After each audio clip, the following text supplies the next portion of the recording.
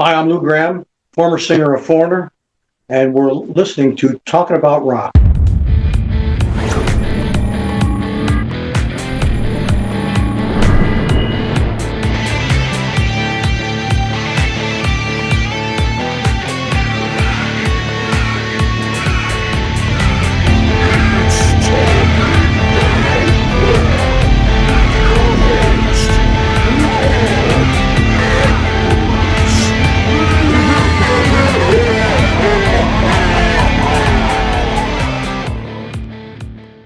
All right, today's guest is considered among the quintessential greatest and most successful rock vocalists of his generation.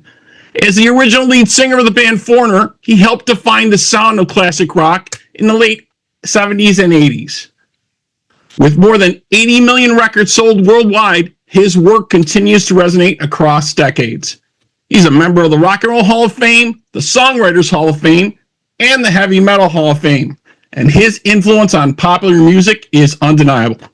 Here to chat with us about his long-awaited third solo album released, let's welcome Mr. Lou Gramm. Hello, Lou. How are you? Good. How are you doing today? Very good, thanks. Excellent. So the new album is a 10-track collection here, produced by yourself with associate producer Matthew Gramm, which is amazing. Features songs co-written with Bruce Turgeon, originally recorded, I think, in the 80s. Just a great collection of songs, opening with Young Love, which sounds amazing on here. Thank you. I've been putting that group of songs together for a number of years. And, yeah, and it seems to be doing very well for you, definitely. You know, yeah. And definitely very, very cool. So let's map out a little bit of your history and rewind a little bit, as we say, right? So starting back in the 70s with Black Sheep, you guys were originally signed on the new Chrysalis label, which was out at the time. Soon afterwards, signed with Capitol Records, released 2 albums with Black Sheep. And as the story kind of goes, it's a kind of a famous story now, right? On an icy covered New York State Thruway on Christmas Eve '75, an accident occurred with the band's equipment. You guys were the opening act for Kiss, and that kind of stopped that right in its tracks there. Well, that was for the whole tour. We were supposed to open for that, and I think we would have established ourselves as a band to reckon with, and I think our albums would have started selling. Do you ever think about that in retrospective a little bit to say if that hadn't occurred, do you think Black Sheep would have definitely made it up the charts for sure? I don't know how far up the charts, longevity or anything like that, but I think it would have been the break that happened.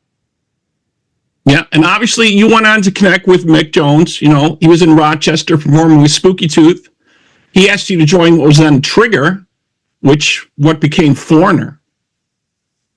He asked me to come to New York and audition. And I found out later they had auditioned over 40 songs. Yeah, and you guys went on to create some definitely impressive, run on radio. So some amazing tracks, obviously. Urgent, Jukebox Hero, Break It Up, Say What You Will, just amazing tracks. Was there a lot of pressure to kind of keep that coming, to keep that machine going and those hit songs coming out? Well, we put the pressure on ourselves, and we didn't want to just keep them coming out. We wanted better what we had done. Yeah, and then came your first solo album in, I think, Ready or Not came in '87 with the single Midnight Blue reaching the top 5. But that really didn't sit too well, from what I read with Mick. Can you tell us a little bit of kind of what happened there when that started out? Well, I think he considered it to be me competing with Foreigner, and that's not what I intended to do. I had no intentions of competing with Foreigner. That's what I put it. Yeah, and then it looked like in '89 you did a second solo effort, Long Hard Look. That included the top 10 hit Just Between You and Me, as well as True Blue, which reached the top 40. Right. And that was a good album too. And I think for the first album, uh, Capitol Records was much more supportive and pushed to get the record played and so on. And the second album, I didn't feel that same attention from them. And I'm surprised because again, the first album's, modest success, but with a lot of promise. The second album, I think they just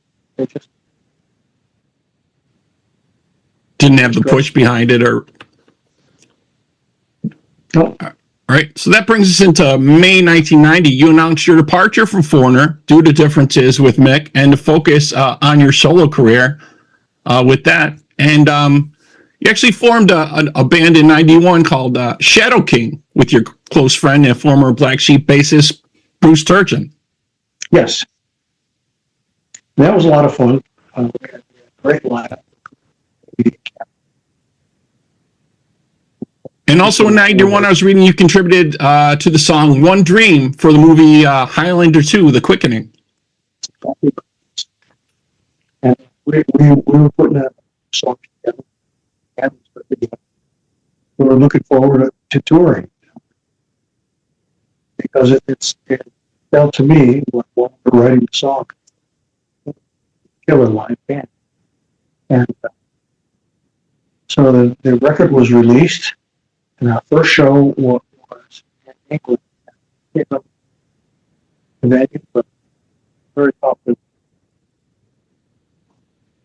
Then you rejoined Foreigner, I was reading, in '92 after working out your differences. Actually, during the Los Angeles riots, I guess that's when that occurred, from what I was reading. Yes. Then in '94, Foreigner released the album Mr. Moonlight on the Rhythm Safari label, which was pretty successful in Europe, but not really marketed very much in the U.S. at the time. No, it wasn't a strong label, and didn't have the promotional team to market, and it basically came and went. Yeah, but obviously the biggest, I think, big success that kind of really put you guys over the top was the Foreigner 4 album. Obviously, when that came out, it just seemed that there was hit after hit coming out from that album. It was just amazing. Do you recall any time during the songwriting process or the creation, did you guys kind of think, hey, we got something special here, maybe a little bit more special than what we've had before? Well, we were disappointed in the way that Games album turned out for a number of reasons. But we put that behind us, and that whatever we recorded next was going to have to knock the ball out of the park. And Mick and I worked for a long time on just a songwriting, and then we got the guys of the band together and started working out arrangements. Pretty soon we were in the studio recording. And it was a lot of fun, a lot of pressure, but a lot of fun. And I think it was Urgent that was the first thing, right?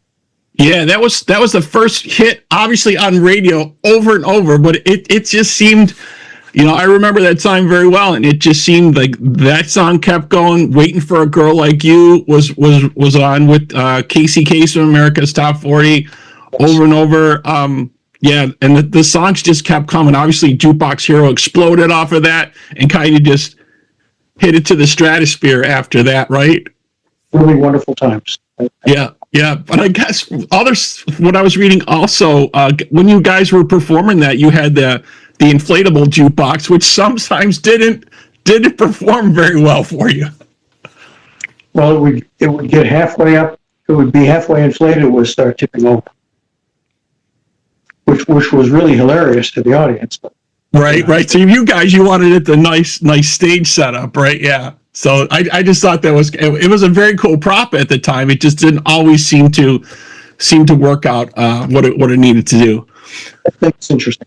Yeah. So let's move ahead a little bit into May 2013. You released your autobiography, Jukebox Hero: My 5 Decades in Rock and Roll. which I thought was a very great insight to all your time as well. Thank you.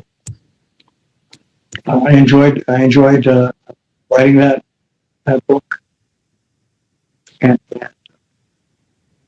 yeah, and then in June 2013, you're inducted into the Songwriters Hall of Fame, which was amazing. And I think eventually, which something we were all looking for, and I don't know if you guys even ever thought about it or talked about it, in 24 when you were inducted into the Rock and Roll Hall of Fame as a member of Foreigner, which I mean, a lot of people thought it was about time this had happened. I don't know if you guys ever had talked about that. I don't know if that's something that musicians think about during their career. Maybe at some point.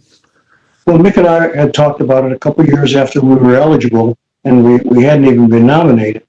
And 5 or 6 years went by, and we still weren't nominated.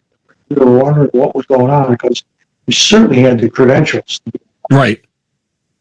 Definitely. Definitely. Well, it was great to finally see that, and to finally seeing that happen for you guys was outstanding for sure. I know all the fans had been waiting for that for a long time. Yeah. And so that brings us kind of up to date. All right. And it looks like you'll be hitting the road through 2026 in support of the released album. We'll run a solo headlining dates across North America, which looks amazing.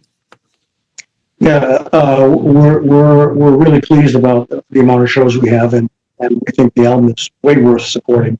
It's a really good album. I think the songs stand on their own, one for the other, and I'm very proud. Yeah, definitely. So we can't wait to see you back in the hometown of Rochester, New York. Obviously, December 12th at the Kodak Center. That's something everyone will be looking forward to. And folks out there, you can check out the tickets and full details at LouGrammOfficial.com. You can pick up your signed copy of Release. It's available now. All right. So that wraps up this episode of Talking About Rock. Thank you to my guest today, the Jukebox Hero, Mr. Lou Gramm. And to our listeners, we hope you're doing your part by keeping the torch alive and supporting live music wherever you are. Mr. Gramm, again, thank you so much. My pleasure. Thank you.